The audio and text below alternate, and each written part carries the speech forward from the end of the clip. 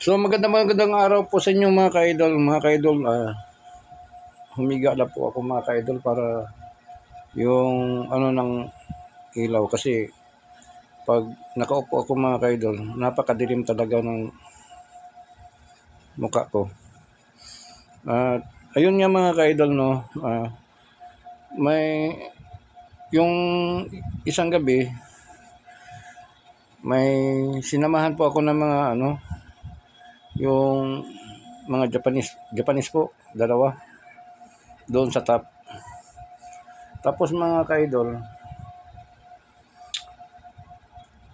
ang dami talaga mga ka-idol, maganda po mga video po mga idol na saan kami kumakain, saan kami pumunta, at yung bago ko na pick up siya, may yung travel namin, naka-video po to, naka-video yun. Kaso lang mga idol, dito ako nagproblema mga ka-idol sa camera. Itong camera na to mga ka-idol, nandito lahat po ng magaganda po ng mga video. Yung lakad namin doon. Ang problema ko mga ka-idol, hindi po siya hindi po siya maipost mga ka-idol ang nakuha ng video dito. Kasi mga ka-idol, hindi siya, ewan ko lang bakit, ano kaya nangyari, hindi siya ma-edit mga ka-idol sa cellphone. Yung memory niya, ipasok ko sa cellphone dito, hindi siya ma-edit mga ka-idol. Napakaganda po ng yung pinag-usapan namin doon. At yun nga, yun sinabi ko sa kanya na pagkabukas sana yun, yung sinabi ko sa kanya mga ka-idol na I will going to back, tomorrow I will going to back. Magandang lugar yun mga ka-idol.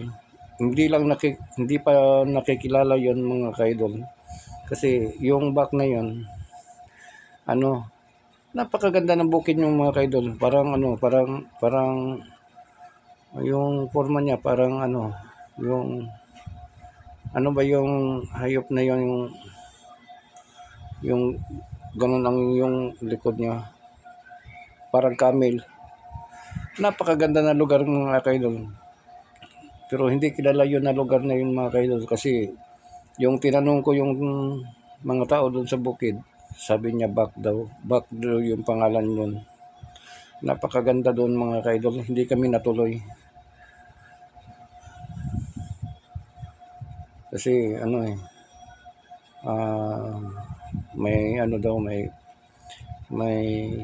may klase pa raw yung yung Japanese na yun. So napakaganda doon na lugar na yung mga ka-idol, pero mabuti hindi natuloy mga ka-idol kasi yung nabalitaan ko na hindi pa raw pwede papasukan doon yung lugar na yon. Bukid na talaga yung mga ka-idol. Yung motor nga, di ko alam kung may sakay yung motor ko, di ko alam kung makakatungas ba doon. Dahil sobra na talagang ganun na talaga ang akyat nila. So ayun nga mga ka-idol, no, mabuti lang hindi kami natuloy. At ayun nga, dahil sa mga araw na yun mga ka-idol, ang dilim talaga. Sayang yung nakuha ng mga video na ito mga ka-idol. Napakaganda po ng mga video. Saan kami kumain, sama ko yung mga Japanese, yung habang kami kumakain, nag-uusap kami. Mabuti na lang mga ka-idol, may na-upload ako mga ka-idol, kasi mabuti na lang habang yung may naka-video po yung kaibigan ko. Buti na lang mga ka-idol, naka-video din ako sa cellphone. Pero iba talaga yung kuha dito mga ka-idol, at dito talaga, ang dami ko talagang ipopost. Problema ko dito mga ka-idol, ayaw talaga, hindi talaga ma-upload. Hindi nga ma-edit eh. Hindi ko alam kung anong nangyari.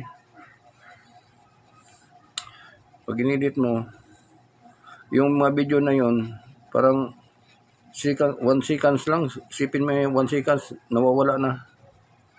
Tapos kung tiningnan ko dito sa loob ng ng camera, ma-open ko to, tiningnan ko, tuloy-tuloy yung video niya. Pero pagdating na dito sa cellphone, ayaw na talaga gumana. Hindi ko alam mga ka-idol. Na ang dami dito mga ka-idol na ano, na kung saan po kami pumupunta po. Yung travel namin,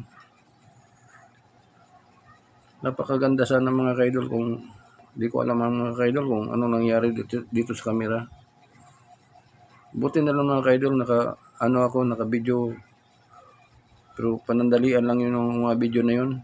Kung nakapunta kami sa yung tinatawag ko na yung back na yun, mga ka-idol, napakaganda doon mga ka-idol. Wala pa siguro mga negosyante na makatayo doon na ano na yun. Hindi pa na ano nila na discover po. Napakaganda doon mga ka-idol. Parang ang lalim po talaga. Yung mga bahay doon halos hindi mo na makita po. Hindi mo na talaga makita yung mga bahay doon. So sobrang lalim. Napakaganda ng lugar doon mga ka-idol. Yung tinatawag nila na back. So ayun nga, baka sa sa sunod na linggo baka po tumawag sa akin yun kasi gusto talaga yung mga hapon mga idol na samahan ko sila doon.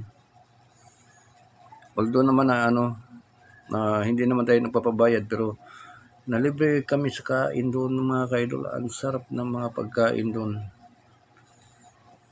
So masaya ako mga ka-idol dahil nakakasama ko sila. Pangalawa, mababanding mo. Sana na ma-upload tong video na to mga ka-idol. Napakaganda po. Para kaming doon mga ka-idol eh. Yung tawanan namin doon. Napakasaya namin doon para na-imagine ko parang mga anak ko yun. So, ayun yung mga ka-idol na sinishare ko lang to sa inyo mga ka-idol na yung nakasama ko yung mga Japanese, napaka sweet po namin doon. Parang mga anak ko mga ka-idol. Yung dalawang Japanese na yun. So, hanggang dito na mga ka-idol. So, maraming salamat at ayun nga. Ang daming na-stock dito mga ka-idol. May kasama pa ako na mga ka-idol. Hindi ako nakagamit ng cellphone. Dito lang talaga na nagtitiwala po sa kuha na to. Pero hindi po talaga ma-post. Mayroon pang Koreano. Sinamahan ko doon. Nag-aral kasi dito ng English. Tapos yung time na yun mga ka-idol, nag-hotel po yun. Tapos 16 days na lang po mag-graduate siya sa matapos siya sa English po. Tapos uuwi na sila sa kanila. Kaya yung tumira siya dito na 16 days mga ka-idol. Dahil sayang naman yung babayaran niya doon. Full talaga yung isang buwan. Babayaran niya sa kondo ba yun? Ang mahal-mahal. Kaya dito ko pinatira mga ka-idol doon sa second floor. Kaya ang dami mga video dito mga ka-idol. Yung kahit saan kami na pumupunta sa mga pools na yon, doon sa north o south, hanggang pumunta po kami sa north, sa Bantayan Island, yung mga resort doon. Ang dami dito mga ka-idol. Ayaw lang talaga ma-edit po. Yung kasama ko yung Koreano, siya, yung nanay niya Japanese, tapos Koreano yung tatay niya. Kaya marami akong mga ka-idol kasi yung nakilala ko yung Koreano na yon, alam mo, nag-jogging yun eh. Tapos yung sapatos niya natanggal yung lapa-lapa. Kaya tinanong ko siya anong nangyari sa sapatos niya. Sabi niya sa sobra daw na matagal niya ginamit, parang na talaga. Sinamahan ko siya kung saan siya magpapatahi po ng sapatos. dinala ko dito sa bahay namin, kapitbahay namin diyan. Kaya yun, pabalik-balik na dito. Halos na araw-araw nandito na dahil yun nga, sabi niya mabait daw ako. Pero hindi naman ako mabait mga kaidol.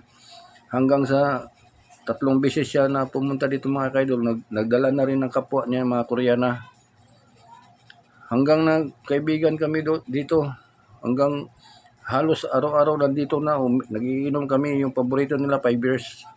Nagiinom kami dahil matanlas daw yung 5 years daw na inumin. Ang dami nakabidyo dito mga kaidol.